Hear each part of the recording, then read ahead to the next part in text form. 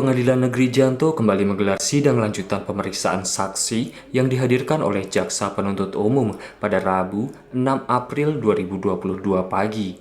Kuasa hukum kelima terdakwa, Yulvan, mengatakan pada siang itu, kelima terdakwa sepakat untuk mengembalikan sejumlah uang yang diperkarakan dalam kasus pungli yang terjadi di Pantai Cemara Pulau Kapuk, kawasan Longa, Kabupaten Aceh Besar pada tahun 2019 silam.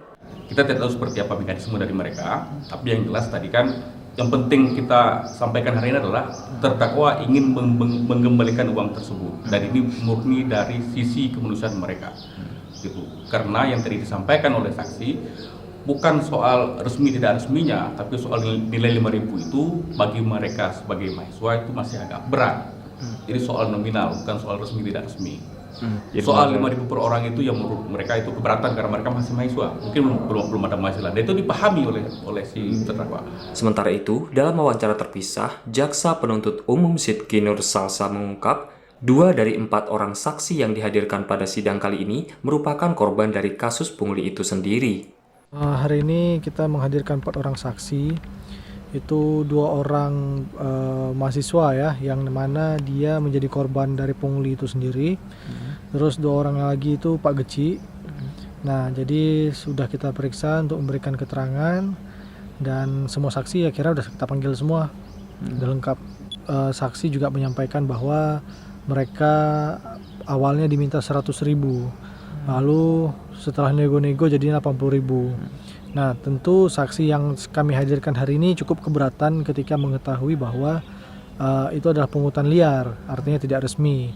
Bahkan tiket pun bukan tiket yang dikeluarkan oleh lembaga yang berwenang gitu. Nah, jadi gini, artinya kan ketika terdakwa sudah menawarkan untuk mengembalikan uang senilai 80.000, artinya kan kejadian itu benar adanya. Artinya terdakwa sudah mengakui dengan sadar bahwa memang sudah terjadi pungutan liar, sehingga mereka mau mengembalikan uang itu. Nah, kalau memang kejahatannya tidak ada, nggak mungkin mereka mau menawarkan untuk mengembalikan itu. Bahkan tadi di persidangan juga ada salah satu dari terdakwa untuk meminta maaf gitu pada saksi. Jadi kami bersyukur sekali bahwa sidang pembuktian pada kami yang dari pihak JPU sudah kami hadirkan semua, saksi yang kami ingin hadirkan sudah hadir semua dan memberikan keterangan sesuai dengan berkas perkara. Nah, kami berharap bahwa untuk selanjutnya nanti mungkin penasihat hukum akan menghadirkan saksi tambahan ya, saksi yang meringankan dari penasihat hukum.